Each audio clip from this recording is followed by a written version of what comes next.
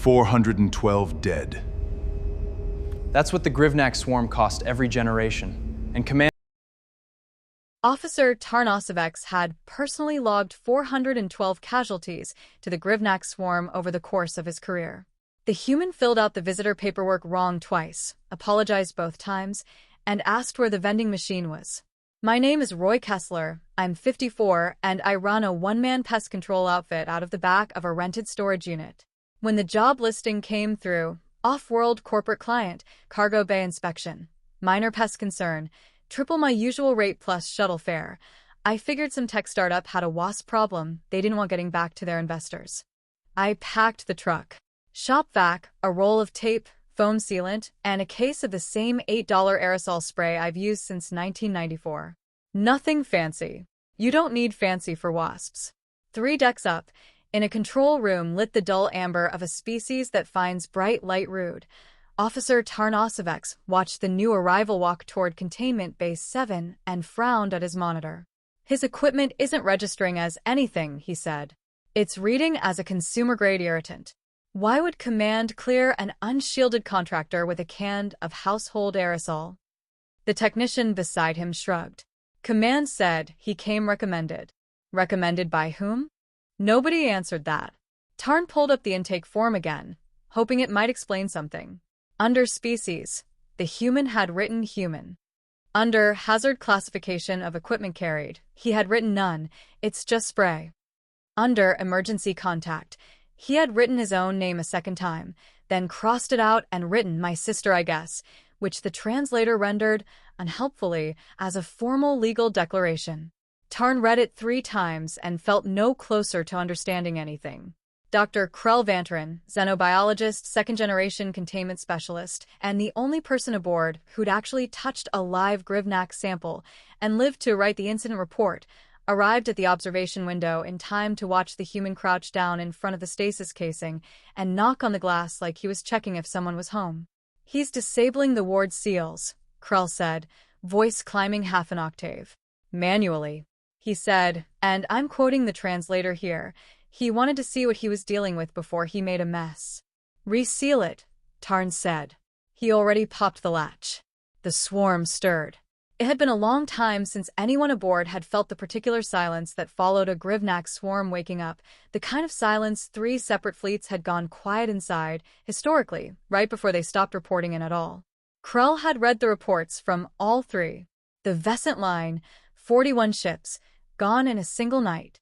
The Korrathi Reclamation, which had sent in ground troops with full void armor and gotten back nothing but the armor.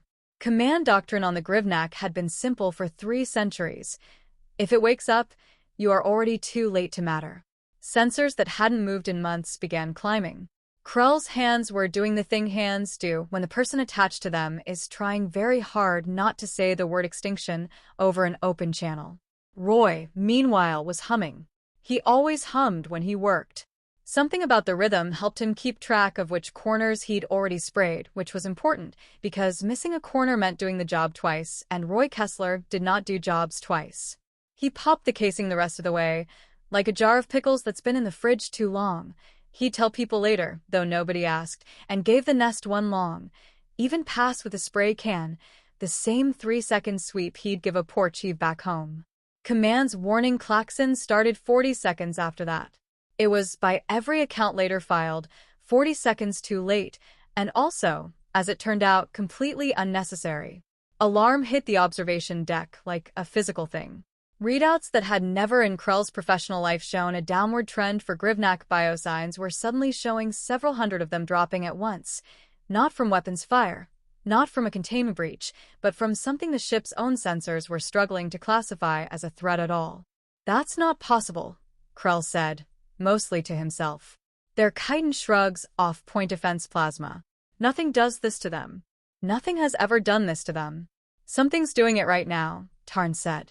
Down the corridor, 3 containment engineers had abandoned their posts to crowd around a single monitor, against regulation, and none of them cared. One had started a private wager, weeks earlier, on how many more decades the Grivnak sample would survive under ideal containment. He was now trying to figure out how to cancel it without anyone asking why. Word reached Empress Soluvain while she was midway through a trade council briefing, and to her considerable credit, she didn't interrupt the delegate speaking. She simply read the message twice, set it down, and asked her aide, very quietly, whether the Grivnak sample in Bay 7, the one they'd spent 11 years and most of a shipyard's budget keeping alive for study, the one whose myth had been used for 3 centuries to frighten children into eating their vegetables and empires into signing peace treaties, was, in fact, currently dying. All of it, Your Radiance, the aide said, in about the time it takes to drink a cup of caf.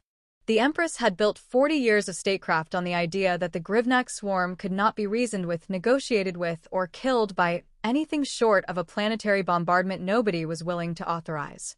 She had signed 2 armistices specifically because of what the swarm represented. She sat with that for a moment, the way a person sits with news that the ground they've been standing on was never actually there, and then she asked to see live feed from the bay.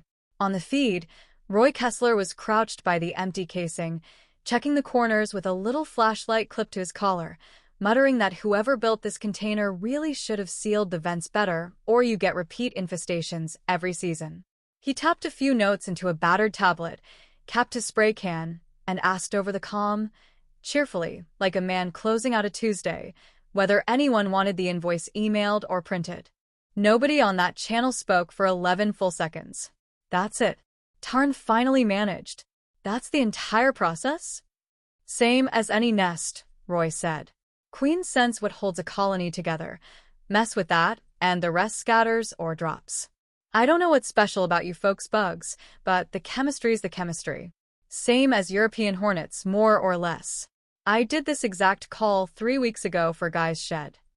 Krell put a hand over the comm mic and said something to Tarn that didn't make it into any official transcript, but the gist of it was that the single greatest natural threat to their entire species had just been unmade with the alien equivalent of a shed treatment by a man who considered it a lesser job than most sheds.